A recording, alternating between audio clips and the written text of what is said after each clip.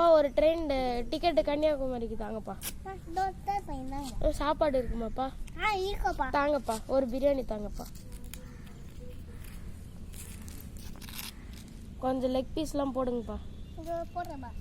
கொஞ்சம் நிறையவே சாப்பாடு போடுங்க, எக்ஸ்ட்ரா காசு தரேன் நான். லெக் பீஸ் ஒன்று போடுங்கப்பா. கீழே விழுந்துச்சு பாருங்கப்பா, போடுங்கப்பா நல்லா.